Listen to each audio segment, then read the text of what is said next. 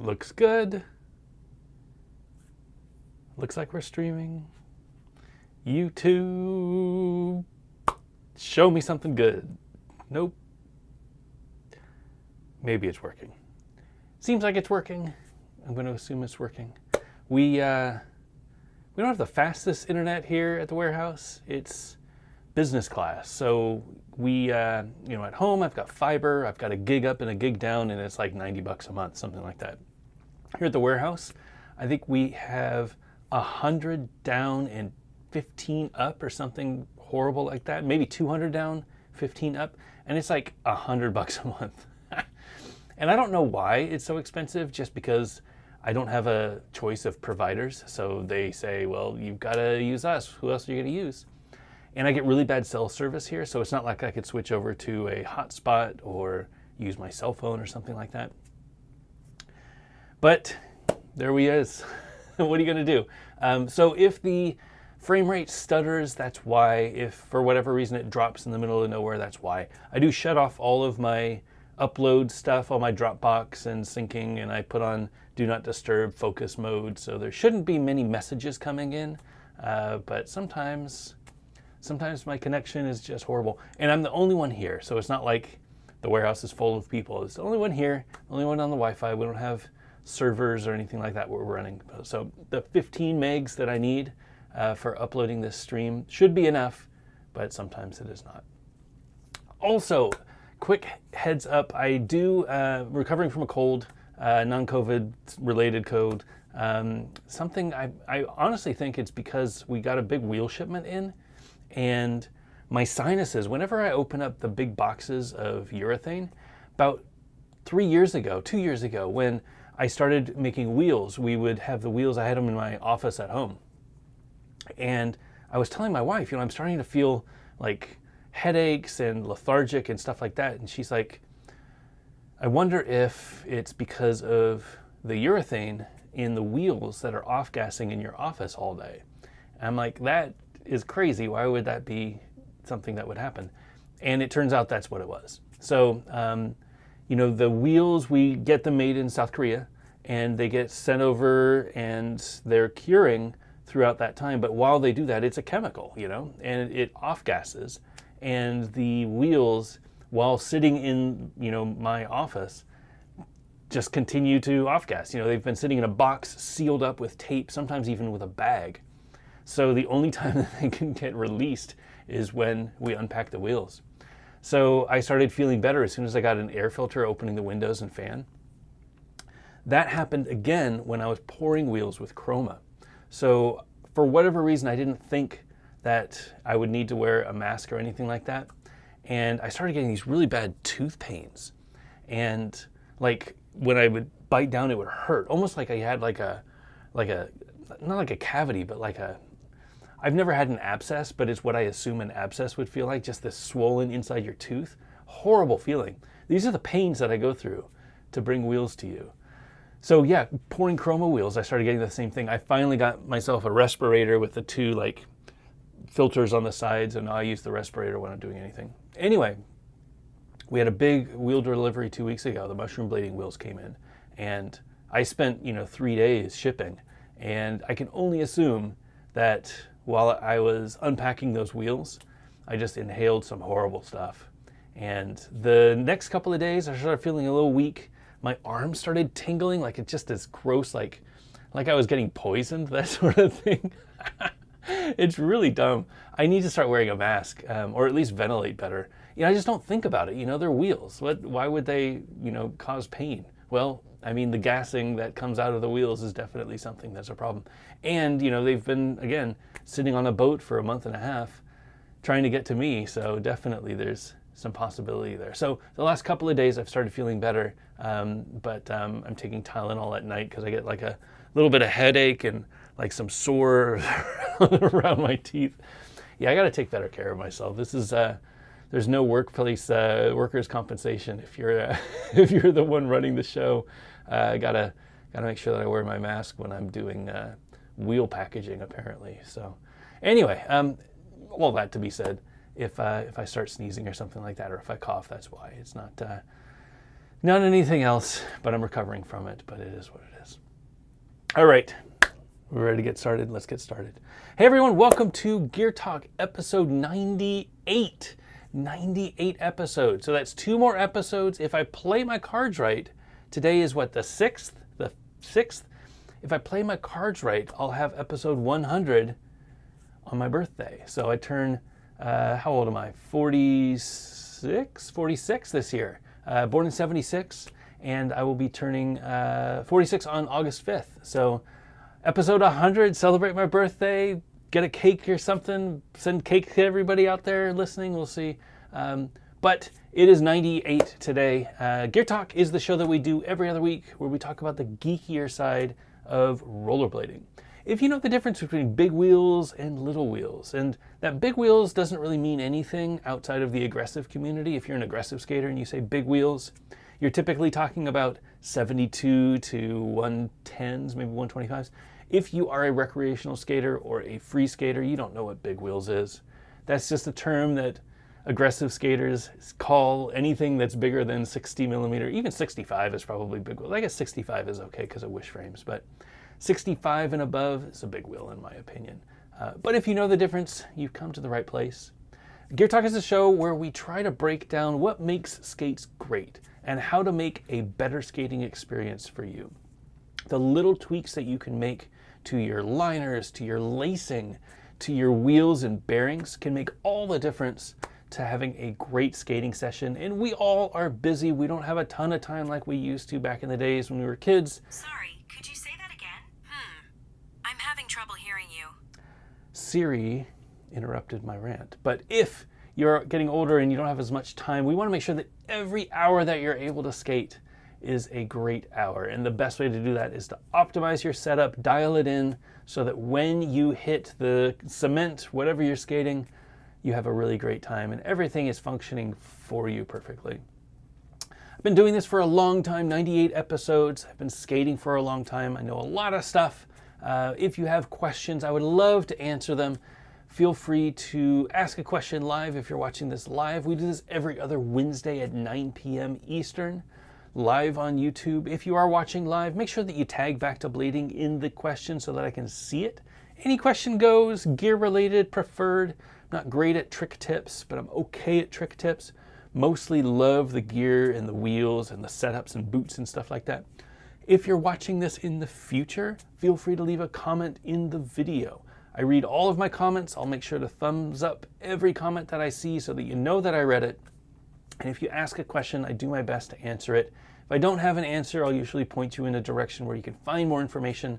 Again, I don't know everything, but I'm really good at finding resources and finding information. So if you've got something that you've been stumped on and it's really hard to find on the internet, would love to answer your question. Feel free to ask in the chat or leave a comment on one of the videos. Like we do for every episode of Gear Talk, we are thrilled to be supported by the helmetinitiative.org for a helmet giveaway. Had a friend on the Slack who hit his head pretty hard a couple days ago, and if he weren't wearing a helmet, it would have been bad.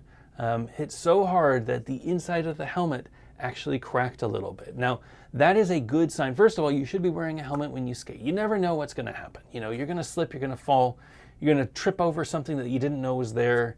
You're going to be paying attention to something else and you'll fall on a crack or something like that. We want to make sure that you're protected. Wearing a helmet, very inexpensive way to take out a little bit of insurance. If you hit your head, that's a very expensive hospital stay. Nobody wants to do that, at least in the US. Maybe outside of the US, hurt yourself all you want. You know, you don't have to pay for it. Free healthcare, go get yourself CAT scans, as many as you like. Here in the US, you know, it costs a lot of money. We try to make sure that everybody has access to a helmet. Now, if you're gonna wear a helmet or not, that's up to you. I'm not gonna be your dad. But I will say that I wear a helmet every time I go out and skate. It makes me feel more comfortable when I'm skating.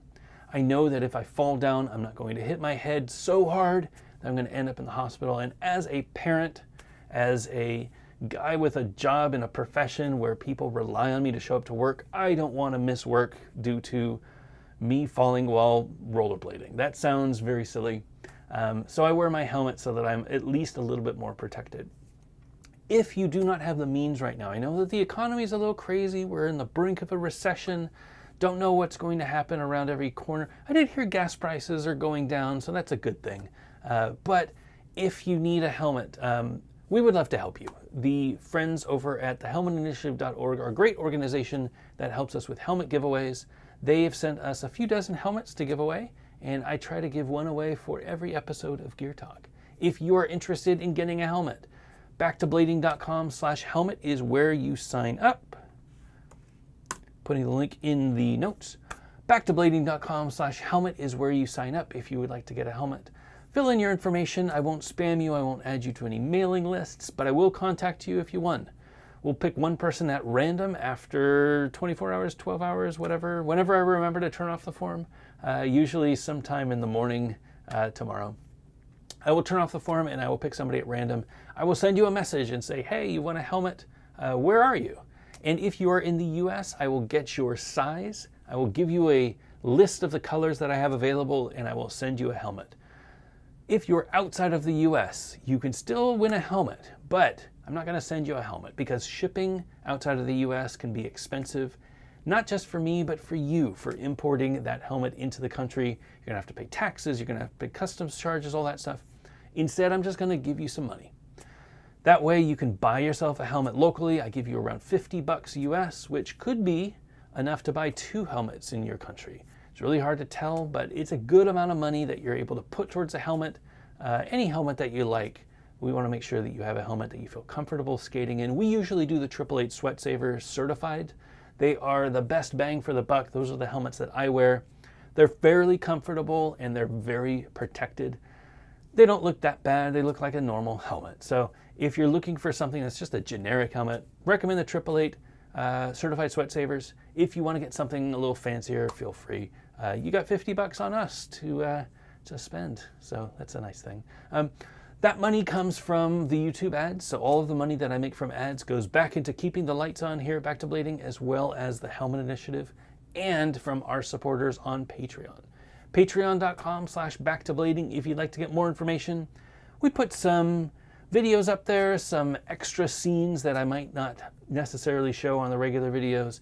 You get the podcast a couple days early. We've actually started posting the podcast a day early to the Patreon, so there's always a 24-hour buffer at least until the public gets the podcast. So if you want to listen early, it's a nice little perk.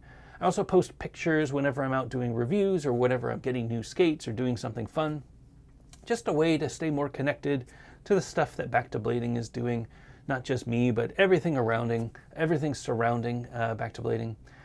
If you are a student, if you're down on your luck right now, I don't recommend that you do the Patreon. This is for people who have a little bit extra money and want to donate. $1 a month would be great, $5 a month would be amazing, but it is one of the things that we love to do, and it gives us a little bit of pool of money to do silly stuff around here. We haven't done much silly stuff lately. We should probably do that. But we did postcards a few years ago, Christmas cards, which was kind of fun. We've done little gift drops, which was kind of cool. If I come up with something else, I'll figure something else. But I love taking care of people who help to support the channel. And, you know, the Helmet Initiative is another way that we're able to help people who might need a little help right now. Definitely recommend helmetinitiative.org if you're interested in supporting their organization. They do great work, not just for us, but they support many different organizations. Patreon.com/backtoblading, or go to backtoblading.com/helmet if you'd like to sign up and win a helmet for yourself. All right, let's talk about my current setup. So I just finished up skating the factions. I think I talked about that last episode. Maybe I didn't. Where are they? Here they are. So these are the factions.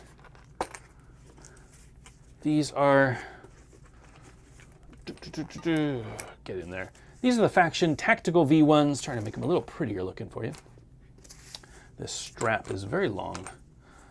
Faction tactical V1s. They're the first skate from Faction, which is a new skate company. They're based in Maryland. My friend Clark started this company. He is a great skater, great friend, really, really good dude. These are a carbon skate. The shell is carbon. The liner, usually there's an integrated, I was going to say integrated liner. There is no integrated liner. That's what's tricky about these. So it is a carbon shell with a leather skin. You can see the skin, nice and floppy, squishy. Inside is a liner. So rather than have an integrated liner like most carbon boots, this liner actually comes out. Which means that you can put whatever liner you want in there. If you want something a little bit more of a forward lean, if you want something a little bit more responsive, if you want something a little bit more padded, you've got that flexibility. Bring your own liner, put them in the boots, and you can have whatever custom fit you like. I skated them for about a month, and I ended up with this setup. This is a stock liner with the Balance 2s flat with 85A, 58 millimeter 85A wheels. Very soft wheel. I went skating out at my the mountain skate park out in I guess it's in West Jefferson, North Carolina. Really nice. It's up on a mountain. It's a beautiful park, and they have a nice little skate park. Had it all to myself. Got to skate around a lot. Wanted to skate flat because I haven't skated flat in a long time. It was a lot of fun. Really great ride. Really enjoyed that skating. Really enjoyed that park. The factions felt really good, so I finally dialed them in. You know, I struggled a little bit with the liner. They are a fairly wide boot. And with this stock liner, I had a bit of a movement problem inside, more lateral movement. So my foot was moving this way inside the boot instead of forward, backwards, this way inside the boot. That's usually because it's a wider boot. And that's not a bad thing if you've got a wide foot. If you don't have a wide foot though, when you jump on sole grinds, when you do topside tricks, you can feel the liner shifting around a little bit, your foot shifting around a little bit in the skate. Excuse me. That is not a good feeling. So I tried Intuitions and it got rid of that. The Intuitions have little sticky dots underneath that keep it from slipping around, which is a good thing. Ultimately, I heat molded these faction liners and I found that this was the perfect fit for me. I also laced into the liner, so I unlaced it so that I could take the liner out, but I laced into the liner, which kept the heel lift at a minimum. So when you lace into the skin and you also lace into the liner, it's not gonna lift up anywhere because it's already laced in. You can tighten it up tight because it's mostly leather material, nice soft material. Crank this 45-degree power strap, crank the buckle, and it was actually a really great ride. I do feel that it's a little wide for me, maybe a little wide for you. I did get a little bit of heel lift still. It wasn't completely eliminated, but it was a huge improvement. I could definitely skate these skates if I felt like these were, you know, the end-all be-all skates for me. They might be for you. This sole plate was a little bit wide for me. So it is massive. You can see it is like all the way to my second knuckle. Very, very wide sole plate. It's not a problem, but I like slightly slimmer sole plates. It doesn't look as big on the skate because the skate is already fairly wide, but it is a fairly wide sole plate. And the way that it comes out in the back, kind of like the old USD UFS Thrones, where it's kind of a square sole plate. It's a very interesting look. For me, it just felt like it was obscenely wide. You know, when I would try to skate ledges, trying to get over a ledge, I would slip out a lot because I would roll my foot over and it wouldn't stop rolling because it was always on this sole plate. There's a nice little balance that you can get between the frame and the sole plate. I felt like this was just a little bit too wide for me. Absolutely no problems with Royales, absolutely no problems with back farves or anything like that, Unities, anything like that. It was just Sole Tricks didn't quite feel as locked on as I like them to be. But again, my preference might be great for you. Definitely for their first release. This is a crazy first release. I mean, if you think about the first USD skate or the first Razor skate or the first Adapt skate, they were not great. This is a contender out of the gate for their first release skate. Very, very impressed. I think they're $4.25 in the stores. I don't know if you can buy them anymore. They have their second run started, or maybe they're starting their second run production. But if you're looking for a carbon shell and you're looking for something with a removable liner and a carbon shell, this is really one of the only games on the market. You can get that Icon AG20, I think it's called. No, AG10. It has a carbon cuff, which is going to be a very different experience. It's like a USD carbon, but with a removable liner, so it's a fairly good skate. I haven't skated them, but I've seen some reviews that say that it's pretty good. It's just very expensive. I think it's like 500 boot only. So another $100 on top of this, 75 bucks on top of this. You can spend a lot of money on those skates. I think this is a really good compromise between cost and what you get. And yeah, I'm really, really impressed with what they were able to do for their first release. Great skate. Really can't say anything bad about them. I think the sizing might be a little off. I would like to see this shell one size down for the 10.5. I think the 11 shell for the 10.5 is a slightly too big. I'd like to see the 10 shell for the 10.5. I think that would make more sense. But other than that, you know, really can't go wrong. I see a lot of people skating them and really liking them. I also got my Adapt. So if you saw last episode of Gear Talk, I unboxed my Adapts. I'd ordered these back in April, maybe? Yeah, April. And big fan of Adapt. I've been skating Adapts off and on for about 3 years now. I really like the stealth, and these were the first new Adapts. First time I went through their sizing process, and the first time that I've been able to break them in for myself. I got myself a pair of the Adapt Brutales.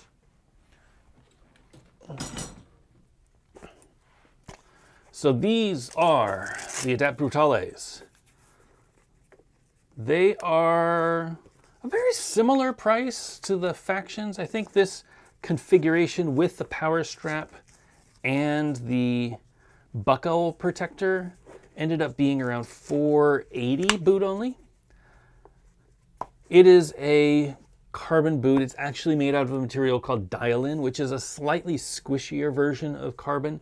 The shell is a good example. So the Dial-In goes all the way up to the shell, where with the Factions, it stops around the cuff area, and then the cuff is plastic. Here, this whole area is the Dial-In. So you're going to get the material all the way around the foot, all the way up to the top of the cuff and down. So this whole area.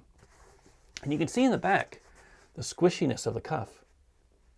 This was my left hand, and you can see it squishing. I wasn't able to squish the Stealths. So just having a little bit of squish is going to give you a little bit more flexibility with this fit. These run, I think $475, $480 is what I paid for this configuration. I think without the power strap and without the buckle protector, I think you're looking at $425, around the same price as the Factions. They are made in Europe. They're handmade, so you send them a picture of your foot on an insole. You measure a line on the insole and you put a ruler on so that you can see how long your foot is, and you send them a picture, and then they can take a look and they can see how long your foot is and how big your skate should be. Typically, I am a 44. My foot is around 28.5 centimeters. They got me into a 43.5. So this is the 43, not shell, but I guess profile, but they pushed out the toe a little bit so that there's a little bit more toe room, but a little bit less width. And they fit me perfectly, absolutely perfectly. I am getting a little bit of heel lift, but other than the heel lift, which I feel like I'm going to break in, I've only skated them twice, but if after I get used to the heel lift and I can break them in and tie them in, I think these are going to be probably my forever skates. I mean, these are amazing skates. What is there to say about these? So the modifications to the Brutale, I really love the Stealth. It's a very light skate, very responsive skate. It feels like a shoe.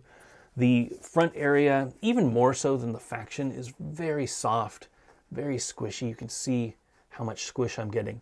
Imagine your foot in there and this really comfortable padded material that you can lace up. It feels like you're wearing sneakers, like a tennis shoe. Add to that, you've got nice padding around the heels. And in this new 2022 version, this padding around the heel is actually removable. So it is not a removable liner. Get out of there. My fingers are slipping trying to get it off. That's how grippy the Velcro is. It's not a removable liner. This is not a liner. It is like a heel lining. So all of this padding, this is the area, especially back here, these are the areas that wear out so much when you skate. You know, when you're doing tricks, when you're doing strides, when you're doing grinds, this area would typically wear out. Now, if it wears out, all I need to do is order new lining. I can slip it into this boot and I can swap it out, and I can get them different colors. I can get them different thicknesses if I want a little bit more padding for my heels, for example. Really nice little upgrade. Again, looking at what their users need, what their skaters, people who are purchasing the product, what they do with their skates, and where they decide they need to get new ones, and they're prolonging the life of the boots. Absolutely love it. I skated them with prime frames, so this is the black prime frame. I put on the white wheels, which I absolutely love. They are holding up really nicely. I skated them probably 5 times now. Very little wear. I have the white UHMW anti-rocker wheels. I'm not skating a lot of ledges, so not a lot of wear there. But I put on the silver axles with the black frames, silver cores. They look very fresh. Somebody asked me to weigh them, so I'd like to do that real quick. I'll weigh them versus the Factions because I feel like that's a fairly good comparison. Maybe we can even weigh them versus the old Stealths so that you know the difference. So I have my scale here. I will weigh them in grams for you. So starting off the Adapt Brutale with 50/50 prime frames. These are large prime frames, the 270s, with 60 millimeter wheels. Anti-rocker with UHMW antis is 1878. So 1878 for this ready to roll. 1878. The Factions.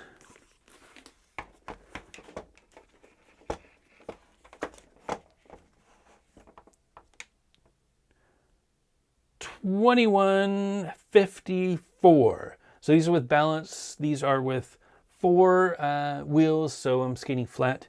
1878, 21.54. So about 300 grams difference between the two. And then we can try the Stealth. They're probably going to be the same weight. These are my old Adapt Stealth. They have the same frames on, so different. These are the Chroma anti-rocker wheels versus UHMW, but a little different, but it should be about the same. 1878.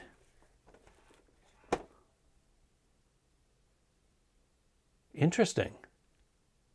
1982.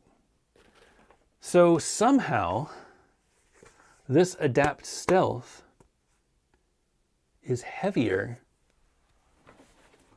than this Adapt Brutale by 100 grams. Now, how is that possible? I guess it's just different materials that they used in the Brutale.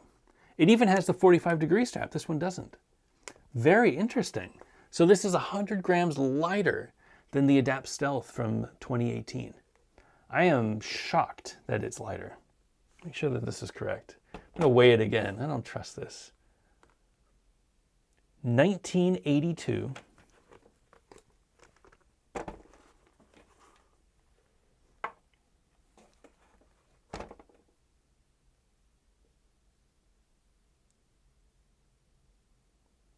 $18.19. It's even lighter. How's this? What's wrong with my scale? Maybe something was touching. 1983. That's about right. 1983.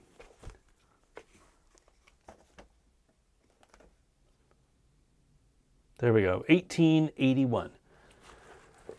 So we're like 100 grams lighter with the same frames, the same configuration, give or take, unless these Chroma anti-rocker wheels are super heavy. I don't think they're that heavy. Very interesting.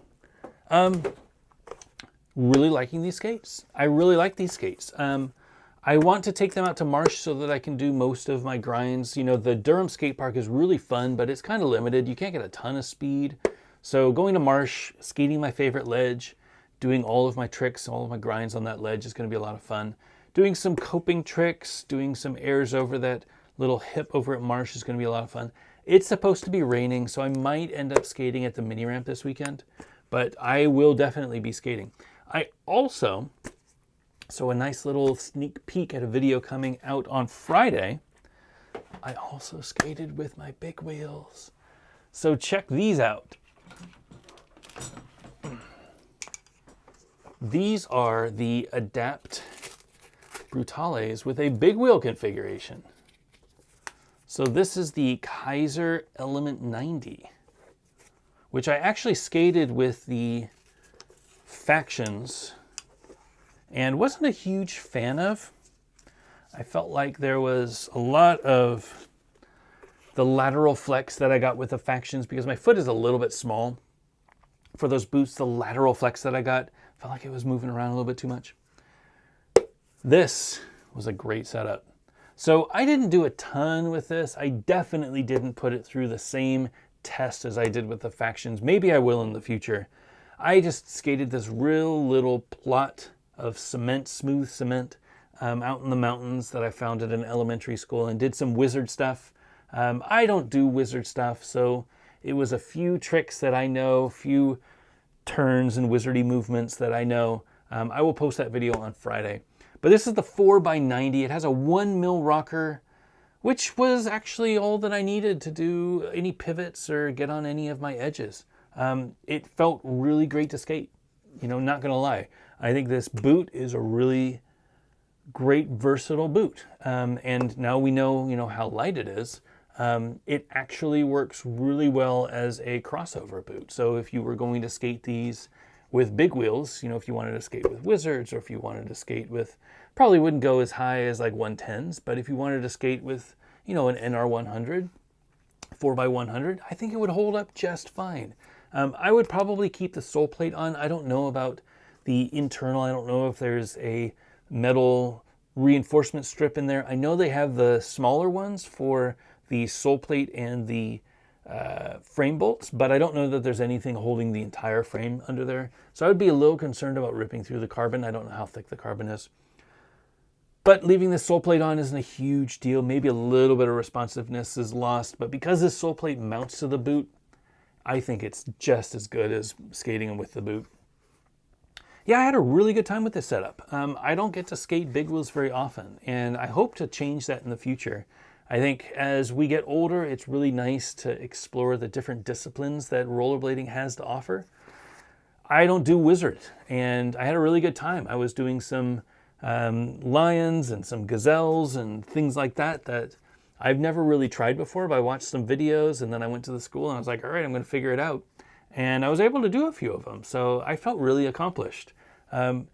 Really great setup for that. The 4x90 felt really good for that. I'm not a huge fan of this frame for skating, but if you're doing small stuff, if you're just skating around a little area doing wizardy stuff, swizzly stuff, then I think, yeah, this is a really good setup for that. I would probably want something a little bit more flat, so like a flat 4x90 versus a rockered 4x90 if I were skating a little bit more distance, which is what I was kind of expecting from these frames, but definitely not bad for doing swizzly things. So yeah, this weekend, hopefully I'll be skating out at Marsh, doing some ledge grinds. If not, I'll be here at the warehouse trying to learn mini ramp again. It has been a while since I've skated mini ramp. I did skate up at the skate park up at the cabin 2 weeks ago on the Factions. So I have skated a little bit of transition, but definitely not as much as I should.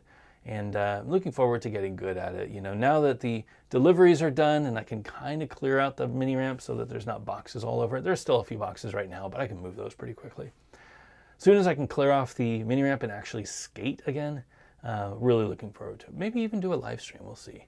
But yeah, enjoying the Adapts. It's been a long time coming. I think, they're a slightly expensive skate, but if this is something that you're passionate about, it's worth saving up for a couple more months or a couple even year to get skates that really fit the way that you skate. And for me, I really love the Adapt Stealth, and this Brutale is a nice upgrade to that. The fact that it's a little bit lighter, the fact that it's a little bit more form-fitting, and the fact that the lining is replaceable.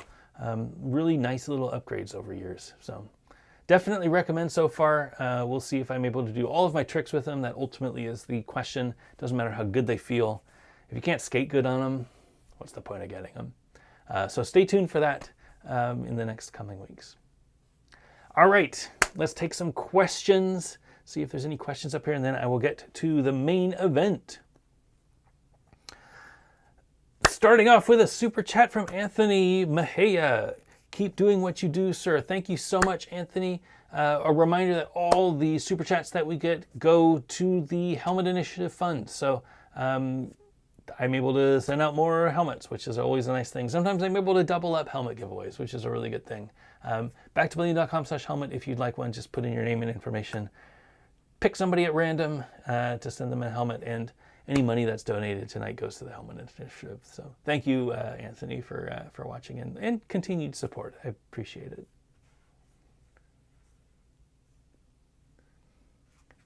All right. Raphael. Hey, Raphael. Did I just say August 5th? That's my birthday too, only 21 years later.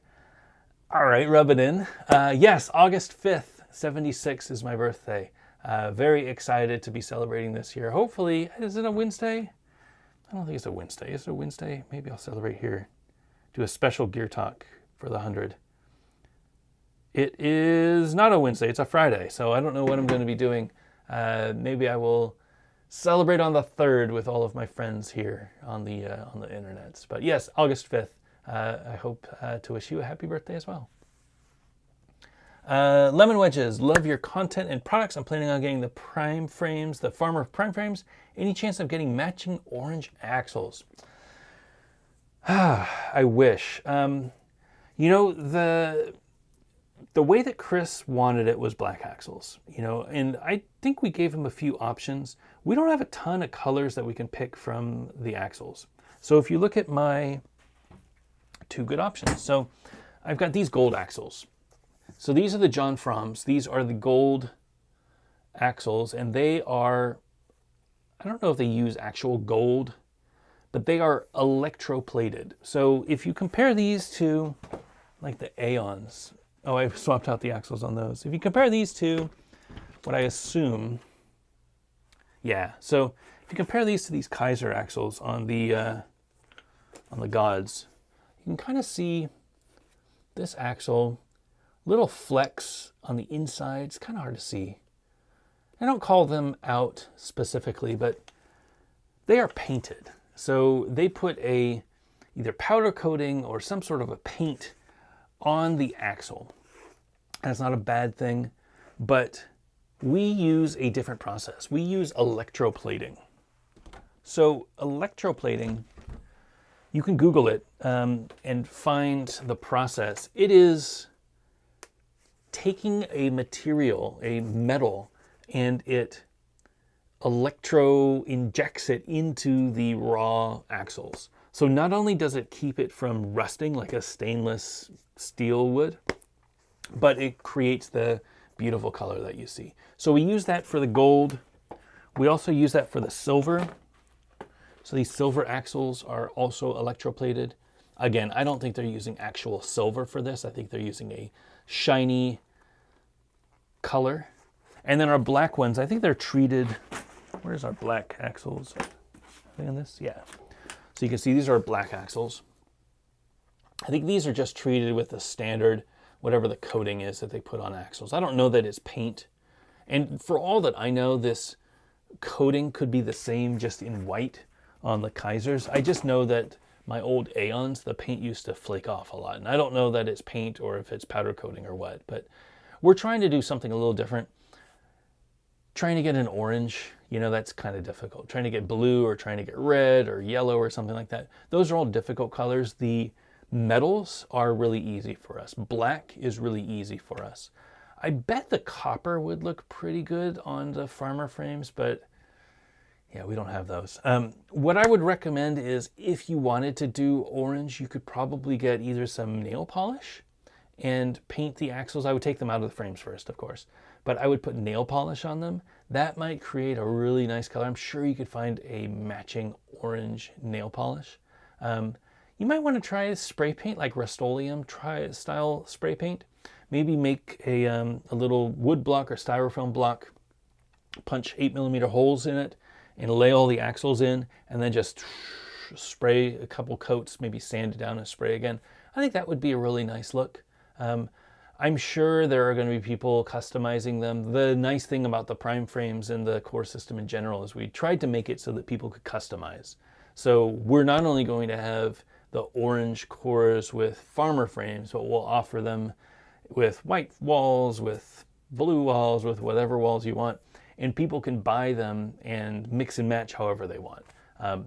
It's a really extensible system that you can customize, and I think axles are another one of the things. We got 3 colors now.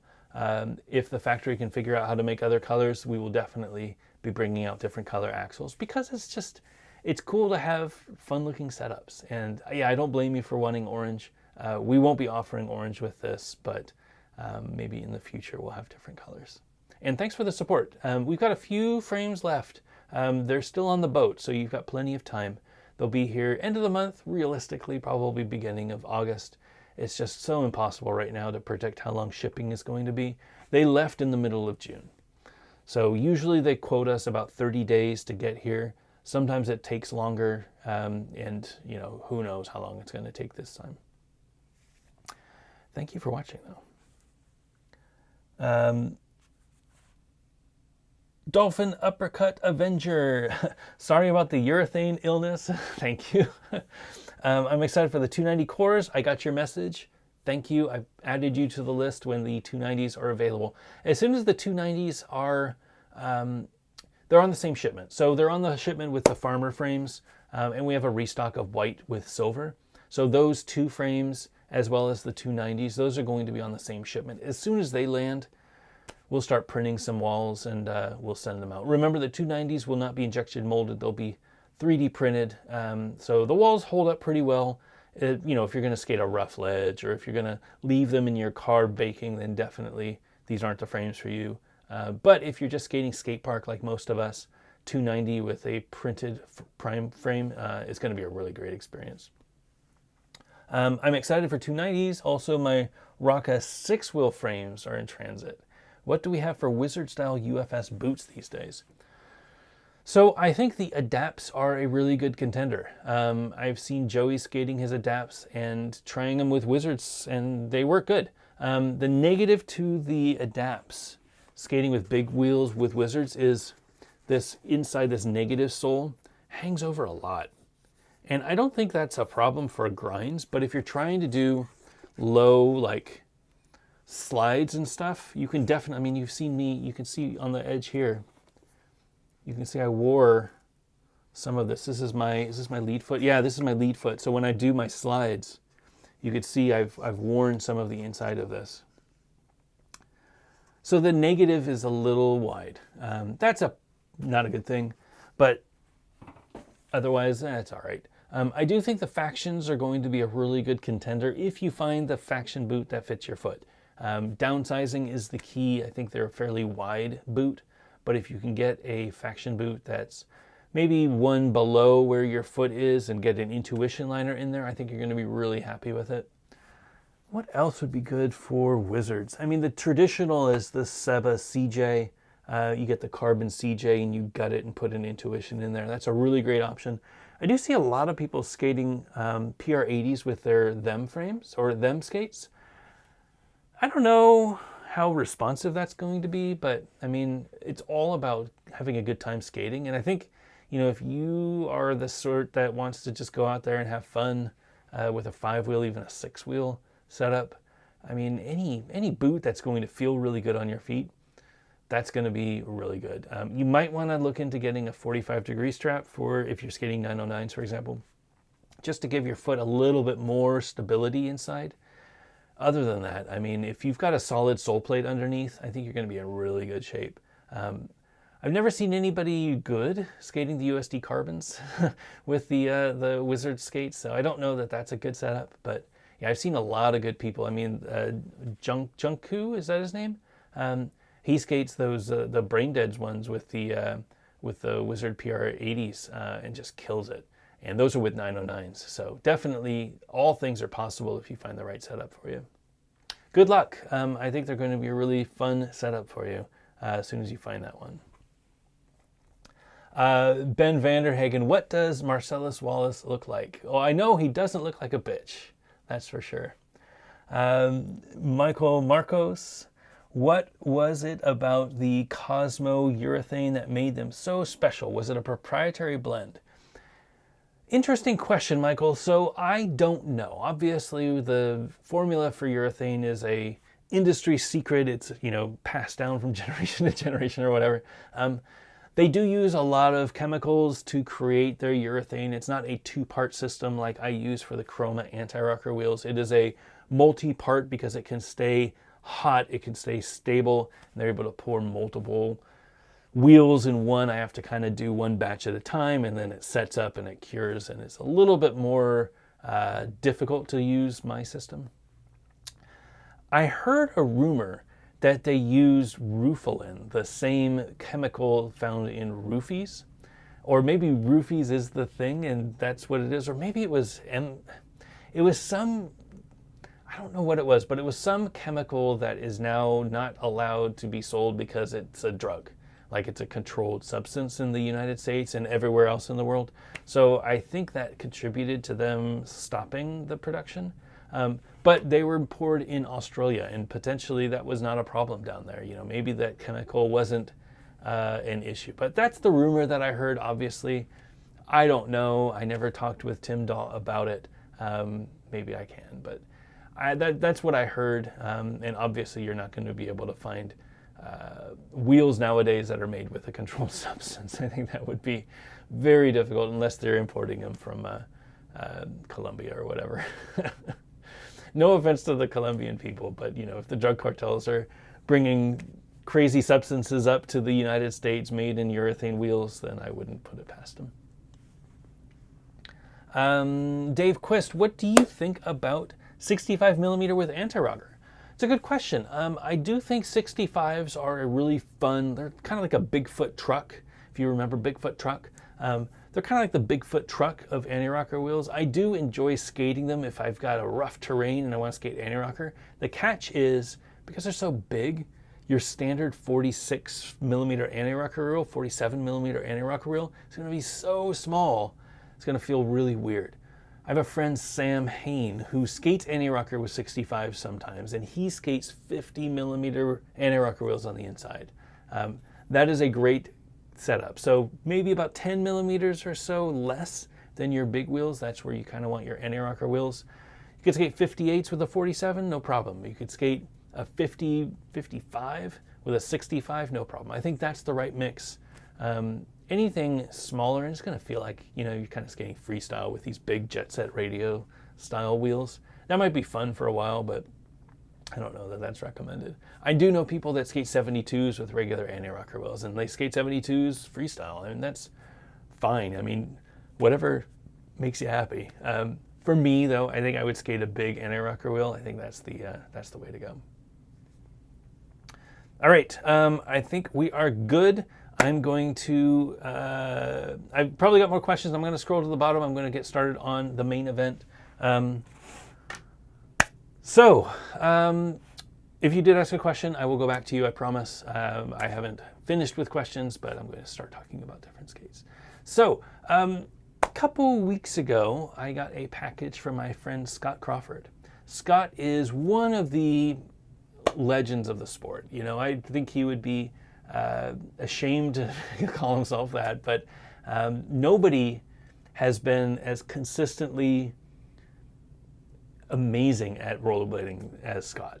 I mean, the guy started probably early 90s, was one of the influential Cosmo team, from Australia with John Pollard and Tom Fry and Manuel Blurris and, all those guys.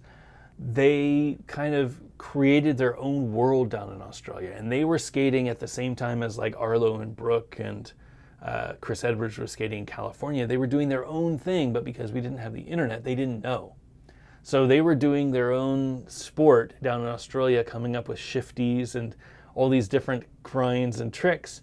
And then out here in the US, they were coming out with royales and all of their tricks. So it was a very parallel universe that he was living in. One of the things that always impressed me about Australian skaters is they didn't consider themselves street skaters or vert skaters. They were just skaters. So everybody down there loved skating everything. So they would just go skate vert for a day. They would go skate mini ramp for a day. They would go skate rails for a day. And you had to be really good at everything. You've seen Sesamora, who's an amazing vert skater.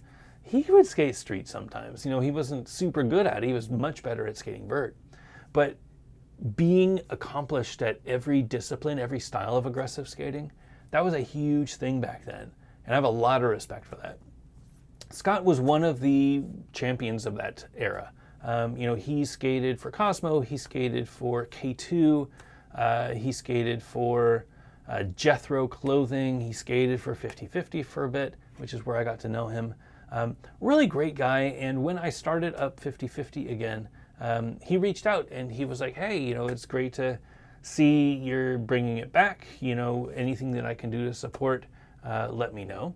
And I consider him a pretty good friend since. So we chat, once a month or so and just check in, see how he's doing and how I'm doing. I send him packages whenever I've got new stuff, especially wheels, because obviously a guy that skates Cosmo and helped test Cosmo knows a thing or two about urethane. So I send him wheels to test, and he gives me great feedback about profiles and about durability and bounciness and rebound and stuff. And he's been a really big part of 50/50's success, to be honest. Just being able to help encourage me to keep on the course, keep doing what I'm doing, really pushed me into the wheel project, and I huge, thanks for that. He and I have been sending each other packages of stuff, and finally he said, you know what, I've got a package I wanted to send to you. It's got some stuff in it, but I don't think most people have seen, but it might be a nice walk down memory lane, something for me to show with my Gear Talk audience.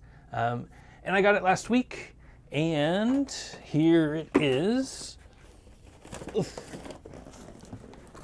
So it came in a them box. It is not a pair of them skates, but these were the Ritters that he got. He also supports John, obviously good friend of John's. This is Scott. So I don't think this was him skating them, but this was a picture that, I don't know that it was published. Maybe it was part of a Jethro ad.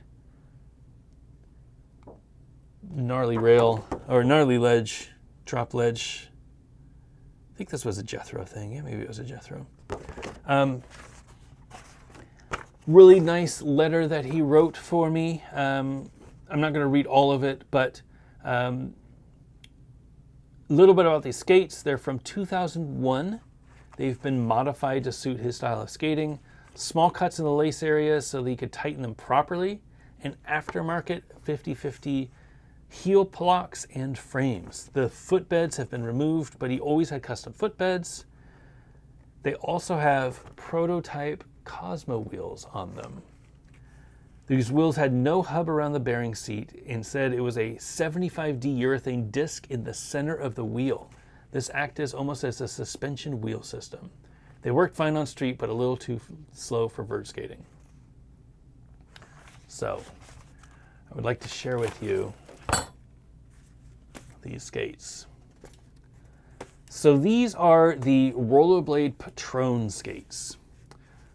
These are designed from the Rhino series of rollerblade skates. So after Rollerblade came out with the initial rollerblades, and after aggressive skating started getting started, really, everybody was skating the same boot, and it was this one.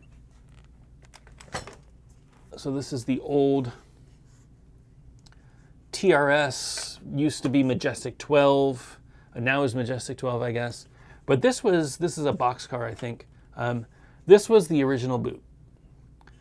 And then Rollerblade said, you know what, this aggressive thing is coming off. Let's come out with a aggressive skate.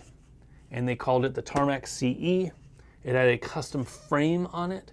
It had a 45-degree strap. It had some logo on the back and little wheels. And that was the Tarmac CE. But it made a statement that aggressive was an actual discipline that we should be supporting. And then, slowly but surely, everything started snowballing, and aggressive was born, and there were more skate companies, and skates were coming out all the time. Every couple of months there was a new skate. These were the guys that started it all. They realized that this boot was great, but they needed an upgrade for aggressive skating. This really wasn't designed for aggressive. It was designed for recreational skating, and people would modify it to make it better for aggressive, but it was never really great for aggressive. So they came out with the Dirk. The Dirk was the first skate. These are not Dirks, these are Patrons. The Dirk was the first skate that Rollerblade came out with that was designed specifically for aggressive. The boot was completely redesigned. And it kind of has a similar design language to the original TRS. You can see some of the same lines, very similar to the toe, very similar to the heel. But it is definitely a different skate altogether. Now these are the Patrons. These were probably the second or third series of this style of skate. This style of skate is called the Rhino. You can kind of see in the front. There's a really good, I don't know if it was an interview with Eric Schrein or with Roadhouse, but one of them was talking about the design of this skate and how they came up with the name Rhino. And that was, the designers were asking for inspiration, and they offered up a rhino as an animal that it should be like. So they definitely have this rhino, and you can see the texture, this rhino kind of texture, really, really cool. The first ones just came with a stock frame. The Daytonas, I don't think they came with wheels at all. I think it was just a frame, and then you could get your own wheels. These were like version 2, version 3. There was a Randy Spicer version. There were a CI5. There were a bunch of different skates. This is probably towards the end of this hard boot series. It had the 45-degree strap, had the aluminum H-block, which was really cool. Had the crazy rocker ring system, so you could set these up for whatever size wheel you wanted. You can kind of see the writing. Can you see the writing? You can kind of see the writing where it has the numbers. And that little arrow points to the number of the size of the wheel. These were donated to me by my friend Mike McFly, who's down in Florida, and he actually still skated them, so they were still skatable. I haven't skated them, but definitely built like tanks. They could last forever. So these skates are these skates, but this is probably an earlier prototype, slightly different color. You can see the color difference. This is a nice lighter green. This is a darker green. Same logo in the back though, I think. I don't know if this one had the aluminum H-block because Scott changed them out for fitty frames. So this was a thing that we used to do back in the days for Fabiola and for anybody else who was skating fitty frames. You could use the standard, these were the Throne USD Throne plates. So you could sand down, take off the built-in frame, sand down these little nubs. You can kind of see this nub underneath. It's like this little raised area. There are 3 of those. There's 1, 2, 3. If you sanded down the one in the front and the back, you create a flat surface for mounting the base plates. And you could drill in these base plates, rivet them in using, it looked like just T-nuts, so anti-rivets, right? Little screw on one end and then teeth with a T-nut on the other end. And then you create the mounting system for the fitty frames. Now this setup, because of the way that the Rollerblade fin worked, we didn't have juice plates back then. I think everybody was skating TRS or a Throne, so they would skate like the Tumor or something like that. We made a fin. So this was actually designed by Jess and Ezequiel. So Ezequiel helped us with this design. And they designed this fin. This one's his regular sole, left sole. This is his right sole. A little easier to see. But you can see that fin. And it was mounted to the boot using just a few screws, 3 screws. They were just wood screws. And they would just get tapped into the plastic, push it in, tap it into the plastic, and then 2 screws on the outside. So tap it in on the bottom, tap it into the side so that it stays firm, and it creates this really nice juice angle. You can see it's nice and angled. Really solid area, much faster, and it created a flat, most importantly, a flat grinding area. Now, if you look at this skate, these, I mean, talk about Royale groove. Look at this angle. This groove is crazy. Like, look at how crazy that is. That's how we used to do it, boys. Right onto the boot. There was no sole plate here. Right onto the boot. You would wear through your boot, and that's when you had to get new boots, because you would wear through and you would start doing Royales on your liners, and it would start hurting your feet. You'd have to stop. And it gets so close, this wears down so close, that the wheel starts rubbing. How amazing is that? So these are those Cosmo prototype wheels. And I was going to open one up just so that you can see what he was talking about. He also sent a few other things. Wow, a brand new... Oh, this one's probably for me. Awesome. Oh, I remember this. So this was the Manly Bowl skate competition they had. They had a get-together at Manly Bowl Skate Jam in 2019. Really cool. I think Tom Fry printed this shirt, actually. So that's kind of nice. Thank you. And he also sent over these... I don't know if these were handmade or if they were made by him, or if they came with some old frames, but cool. These were called I can't remember what they were called. Bridge grind plates. They were called bridge grind plates. So you'd mount these to your split and then you would grind on this. Can you imagine having no groove? It's just metal. This is really just to protect the frame. I mean, it would go over this.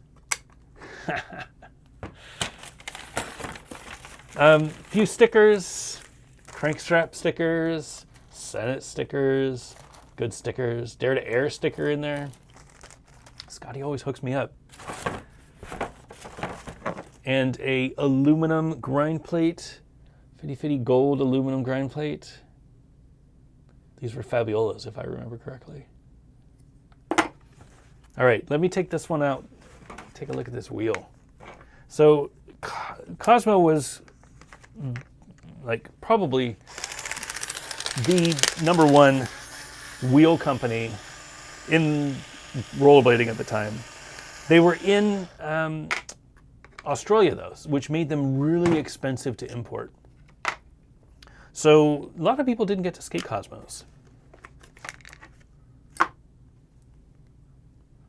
But this is a prototype Cosmo wheel. So according to Scotty, it is no hub, but it has a 75D urethane disc in the center of the wheel. So let's pick this apart and see if I can see it. So this uses 6 mil, which is what this little thing is for. If you ever wondered on your tool what this little nub is, this is for popping a 6 mil spacer out.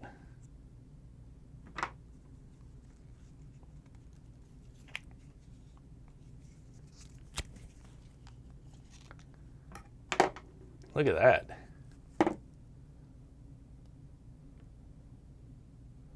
So it's all urethane, and then this is like a hard, oh, it is really hard. It's like a hard hub on the inside. Super cool. Yeah, I could see how that would work as a suspension. Very, very interesting concept. I wonder if something like that would still work. Very curious. Anyway, using the Cosmo urethane. beautiful. It's supposed to be super responsive. I'm not sure that it still skates really well, but I don't know what size they are even. Let me check. Calipers here.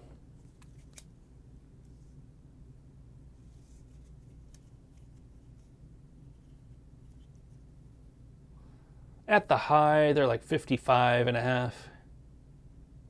Yeah, 55 and a half or so, maybe 56s. Very cool. Do you have Cosmo wheels? Do you have prototype Cosmo wheels? I don't think so. So a very amazing find. I will put these in the archives. Absolutely. It's great to have friends who take care of you. And this is a very, very fun treat. Good look at 2001, 2002 skating. You know, this was before UFS. This was right when they started working on UFS. Rollerblade had the Access. That was their first Rollerblade UFS skate. Came after this skate. They also have a soft boot. They had the soft boot called the, what's this called? The Canvas, I think? Or the Paw. Very interesting look. I don't think this was a success, but I wonder if these molds still exist. This whole thing is a single mold. Very weird. This is 90s design in its best. Anyway, thank you, Scotty, for sending. These will make an amazing addition to the wall. Very crazy glimpse into what skating was like back then. This Royale groove, man. I'm never gonna not love this Royale groove. That's just classic, amazing.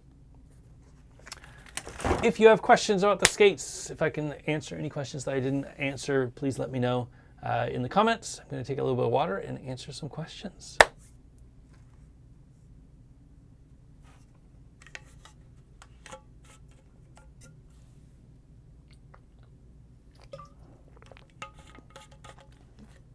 All right.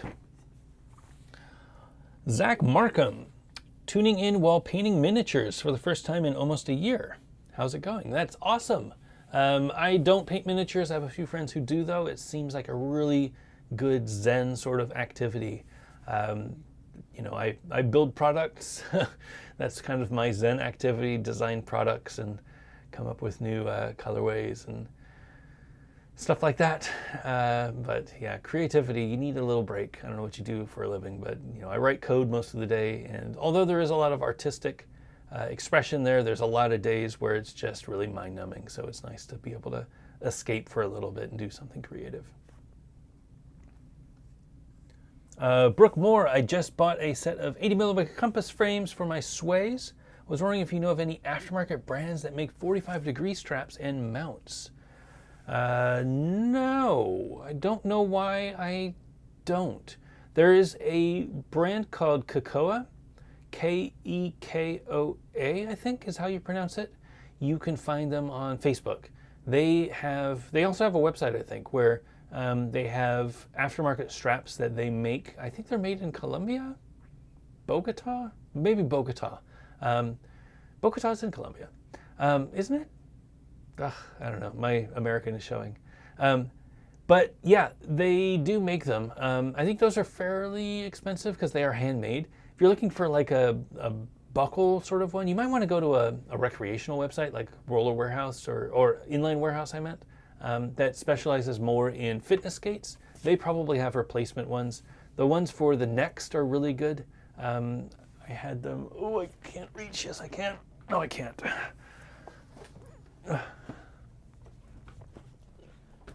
These are probably my favorite ones. They also come in the Mary Munoz Aeon, but this is a 45-degree strap with a buckle protector, which is super unnecessary for a fitness skate, but if you are doing aggressive, it's nice to have a little buckle protector. These come on the Mary Munoz Aeons, but you can also find them on the Next. They might have them at Inline Warehouse. These are the ones that I would recommend. It is a ratchet buckle. So you ratchet it up and then it sucks your foot in. Really, really good. Highly recommend these ones.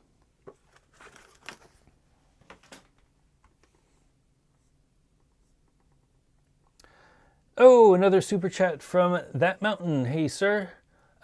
If I'm a bit tight buckle guy, will I hate the cuff strap of the Brutale? So tempted, but Peter probably won't make me a buckle. Guaranteed Peter will not make you a buckle. I'm sorry about that. If you're a tight buckle guy, you know what? I would say no. You're going to end up... I actually was talking with Joey about this a couple days ago because I was experiencing the same thing. I'm a tight buckle guy as well. I like my skates super tight. You know, it's the hockey background, I think. And you're going to find yourself tightening up your skates a few times in the session. If you can deal with that, I think you'll be just fine. You can definitely crank this buckle down so that it is super tight. There's no reason not to. The 45-degree strap, same deal. You can definitely crank them down. And the laces. The problem is that because it's mostly like a material, not a plastic, it will give. And it's Velcro, it will give. So after a little bit of time, it's going to open up a little bit. Just the way that things are sometimes with Velcro.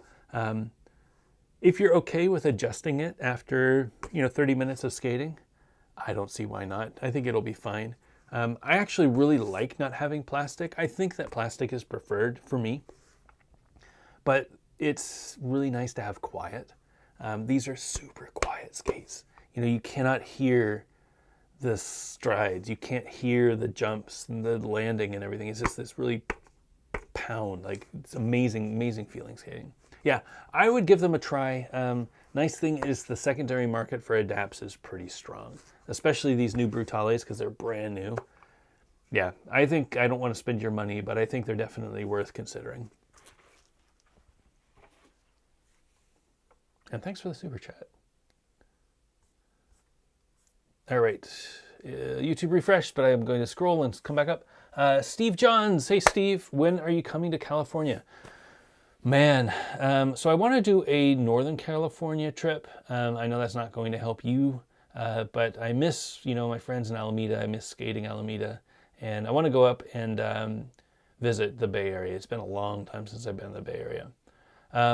Southern California, I'm going to try to make it out to Blading Cup this year. I don't think I'll have a booth, but I want to come out just because everybody's going to be there and just say hey. I think it'll be a good time to do it. I think it's first week of November, is that right? So probably good timing. That's probably when I'll be out. I know it doesn't help you right now. It's July, so 5 months or so.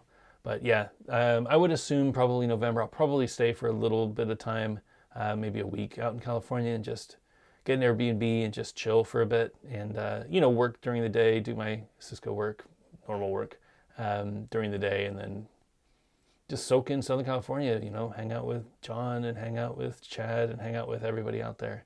So yeah, that's the goal. We'll see if I can make it work though. Ravenous Pathogen. When are you going to build that tabletop P-rail for showing the boot sole blade angles? Soon, as soon as I can find some time. I've got the rail.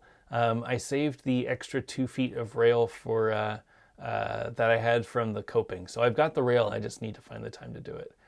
I haven't forgotten. It's set aside, but now that the wheels are almost chipped, I'll be able to do it. Lander, any tips for ankle pain? My skates start to hurt the tip of my outside ankle bone after a couple hours with my 909 Intuitions and Zoom 80s. So I think there's a few things that you can do for ankle pain. It's kind of hard to troubleshoot without knowing a little bit more. One thing that you might want to do is when you're heat molding, make sure that you heat mold. First of all, look inside is the plastic boot. Look inside and try to pinpoint where you're having that pain. These next, for example, the inside of this boot, for whatever reason, this area here comes in super tight. So around the lacing area. And a lot of people complain that they hurt their feet. They hurt my feet too. One thing that you can do with this situation, so if you've got actual plastic that's rubbing into your foot, causing pain, causing blisters, causing some sort of a redness, you can cut away that with an X-Acto knife or with a mat knife or something like that. You can try heat molding it. So get a heat gun or get a hair dryer. Heat gun's probably the same price and it's the tool for the job. Get a heat gun, heat it up, and then open it up a little bit, maybe put like a, I don't know what kind of, like a softball maybe would open it up in there. Wedge it in there, heat on it, and it'll open up a little bit. Don't open it up too much. You just want to move, maybe 5 millimeters or so. If it is part of the liner, one thing you can do when heat molding is if you isolate that area of the liner that it hurts. So if you know that it's going to hurt a little bit over here, what I like to do is I'll take, not a bearing, but I'll take like a quarter or some coins or something like that, and I tape those to my ankle. So imagine this is my ankle, it's my arm, but imagine that this is my ankle. I put a quarter or two here and I tape it around so that it creates a little bit more mass in this area. So when you heat mold it, this little nub area is going to be a little bigger and it'll give you a little bit more wiggle room inside this liner. That will make it so that it doesn't rub, so that it doesn't give you that pain point, that hot point. Those are the two things that I would probably do. Again, not knowing the specific issue, it's kind of hard to troubleshoot, but you've got a lot of flexibility, and with those liner choices, I feel like you should be able to figure something out. Good luck, report back. Let me know if anything works, and ask more questions if it doesn't. I'll give my best to try and fix this for you. Adama. Hey Law, thanks for all you do. What's the status on blue frames, moderate or dark, whether balanced or prime? Well, we do have the Sasha Lopez frames. They are a light blue. I don't have them here.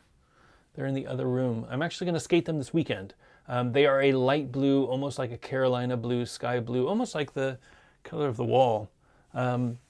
They are prime frames, so they will work well with any prime frame that you've got. We don't have any other blue frames in production right now, but that's not to say that we won't in the future. I love bringing out colors. It's really up to the team what color they want, whether it's balance or whether it's prime, it's up to them. And Sasha's was a light blue because that is a color that's found in the flag from Argentina, which is where he's from. So I was really, really happy to be able to do that. And yeah, he's an amazing skater. We're still waiting. Unfortunately, we only had a couple dozen sets of cores when we announced. I kind of misordered a little bit, so I've got more cores coming in this next shipment. So we'll have more of those in stock end of the month. And yeah, that'll be our blue frame for now. Darker blue, I don't have anything on the horizon yet. Until a team member asks for a dark blue, it'll be a little bit. Blue is a pretty bright color. I don't think we ever did a blue frame for the original balance either. We did one for Randy Spicer, which was a beautiful blue. It was like an electric blue. I'd love to do that again if I can convince one of the team to do it. Maybe Stefan's watching and maybe he'll do electric blue. Probably won't be Stefan, but maybe we'll find somebody who will do electric blue.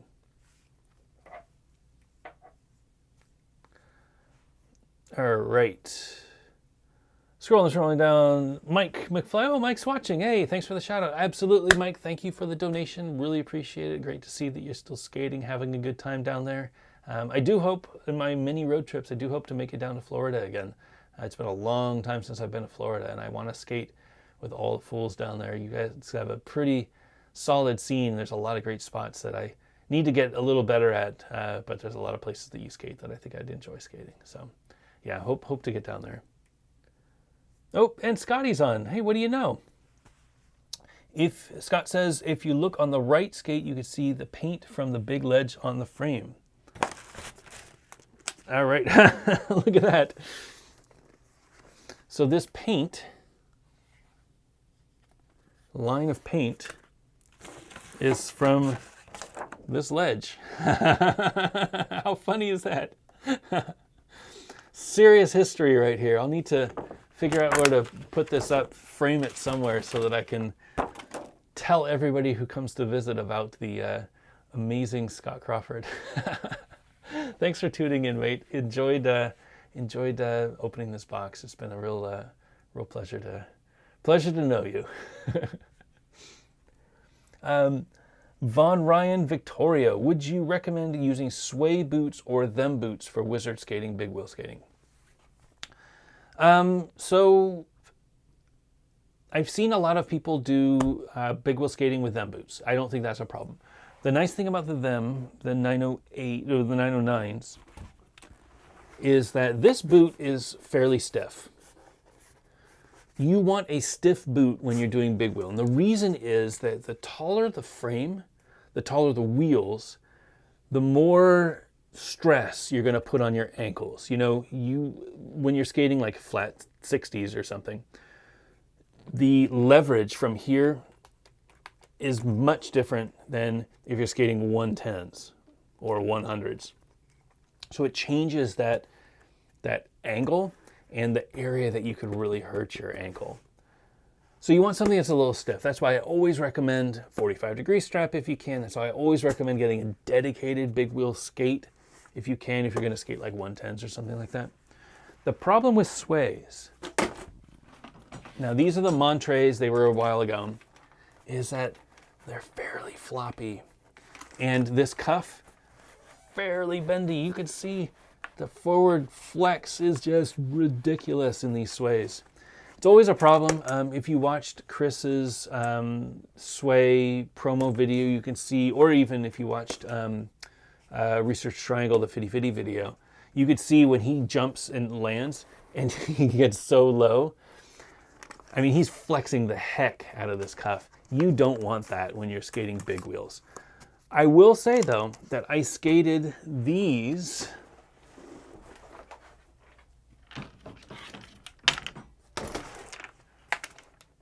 with 4x90. These are the Zoom 80s.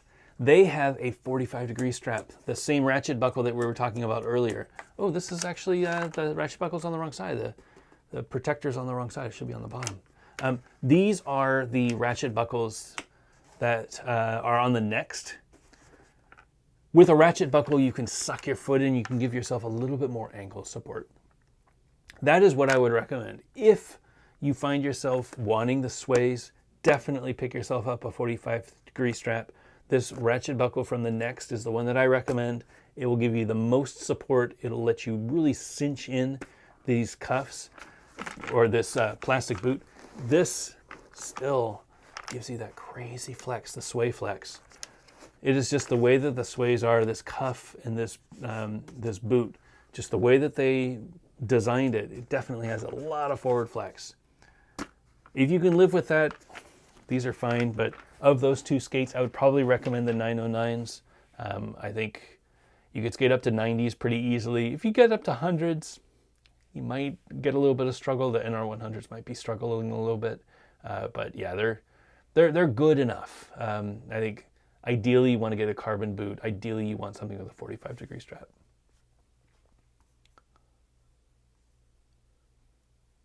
All right, Jason York, what are your thoughts on clear frames? And would you ever consider making clear prime frames? Clear frames. Every couple of months, we see somebody post a picture of clear frames on the Facebook. I actually have a pair. Let me go grab them. I'm gonna unplug my microphone real quick.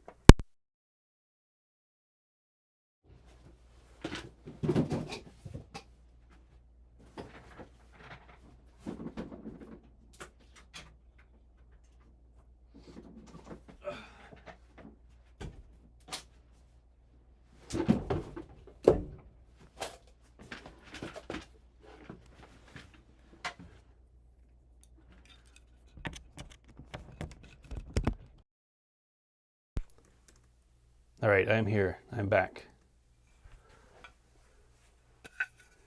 Clear frames.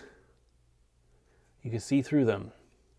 So these were prototypes that we made for the original balance frame. And they wanted to show us the structure. They wanted to show us what the frames looked like on the inside, because it was really difficult back in those days to do 3D modeling. They didn't have 3D printers or anything like that, and if they did, they were very expensive. So they made these, and we were like, are you kidding me? These are amazing. We need to skate them. And we skated them, and we really liked them. They skated really well. But if you look on the H block, see little bubbles in there? those bubbles lead to imperfections. The material that they need to use in order to make things clear is different than the nylon that they use for making frames. So most frames are made like a glass-filled nylon. Different formulas, different structures, but glass-filled nylon is kind of the standard for what people make frames out of. This is more like a acrylic. And unfortunately, while it looks beautiful, it doesn't hold up very well to skating.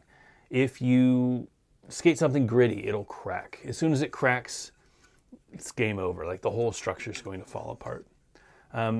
You've seen Kaiser do it a few times. I think they did it with some of their big wheel skates. They did it with an Eugen with a smoky black, like a charcoal smoky frame on one of his skates.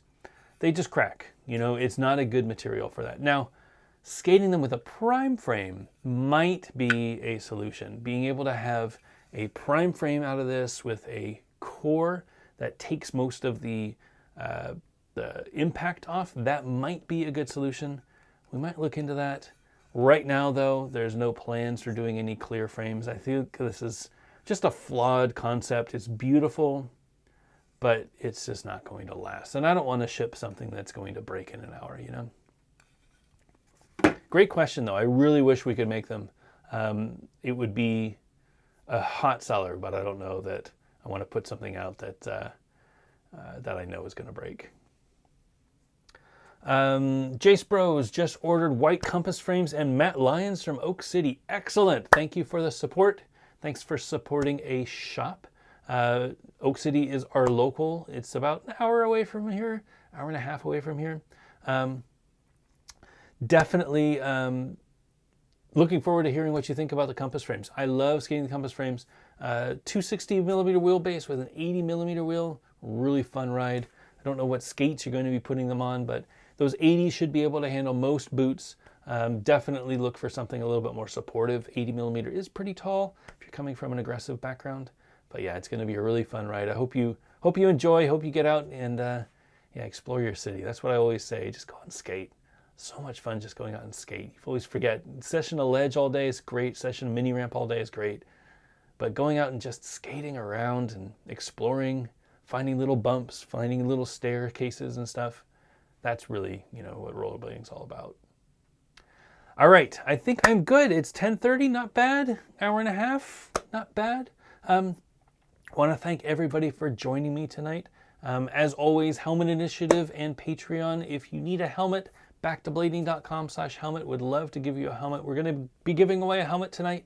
Thanks to our friends at the helmetinitiative.org for helping us with the helmet giveaway, and for our supporters on patreon.com/backtoblading for helping us with shipping costs and getting money out to people so that they can buy a helmet for themselves. Not much preaching this week. You know, the world is screwed. It's been really rough couple of weeks here in the U.S. I'm kind of numb to it right now, unfortunately. I don't know if there's anything that's going to get me out of it, but I will say that I encourage everybody to vote. You know, I think that you get to a point where you think that voting doesn't matter, that, you know, it's a corrupt system, that the government's taking over and blah, blah, blah, blah, blah. And you might be right. But the one tool that we have is to vote. And I'm going to vote. I'm going to try to get as many people to vote this fall as possible if you live in the U.S. It's a very important election. I know you all over at the UK, some craziness is happening with Boris and all that. I don't begin to understand, but it seems like politics in the world is just blowing up lately. The one thing that they can't stop is for us to vote. So go out there and vote. Educate yourself on the issues at hand. Even if you are a Democrat or a Republican or third party, it doesn't matter. Vote for the person who follows the style and believes in the things that you believe in. You know, I always grew up voting Republican. I started voting Democrat about 10 years ago or so. And I don't consider myself either party. I probably would be more Democrat than anything right now.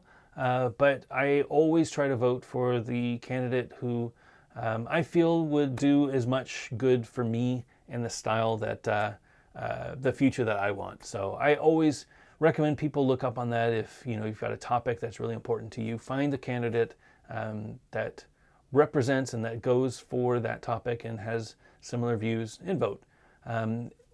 If we all vote, I think we can make some really good change to the world. And elections are coming up here in the U.S., so make sure you take this time to educate yourself. Stay safe out there. Make sure that you're still masking up. Stuff is gross out, but I'm feeling pretty confident. I was able to go up to the cabin this weekend, and it was really nice. It's a very low community spread, so while I did mask, I saw a lot of people without masks, and I felt pretty confident. So I'm always trying to avoid the COVID if I can, but understand that life needs to go on. Everybody has their individual choice on how they want to protect themselves and their loved ones. I'm trying to do everything that I can to protect my family. So you are part of my family. Make sure that I educate you so that you can protect yourself and protect others. Just be safe out there. I should be skating this weekend, weather permitting. If it's not raining on Saturday, I'll be out skating. I hope that you get an opportunity to go out and skate as well. It's going to be hot, so if you're not feeling the early morning session, maybe look for an indoor skate park. Might be nice. I might be skating the mini ramp here just because it's going to be so hot. I don't want to skate outside. But if we get a break, I will go out there and I'll skate a nice ledge or something. This would be a good weekend to just hone your skills. So if you've got a grind that you've been working on, just nail it, get it to fakie, get it to revert, like focus on that single grind and just really perfect it. There was a time when we were kids that we only had a few grinds, and we would get really good at doing soul grinds and do soul grinds and come on fakie to outspin soul grind, fakie to inspin soul grind, anything that we could think of to get on that grind, that one grind that we had. And we got really good at them. I always encourage people, take a session out of your week, out of your month, out of however often you get to skate, and just focus on that one grind and get that nailed. Get every in and out that you can. It's a lot of fun, and that's when you really own that grind, when you can do every spin imaginable out of it, every spin imaginable into it. And enjoy skating. Bottom line, go out there and skate, have fun. I hope that you have a good week. I hope that you're able to skate this weekend, and I'll see you in 2 weeks.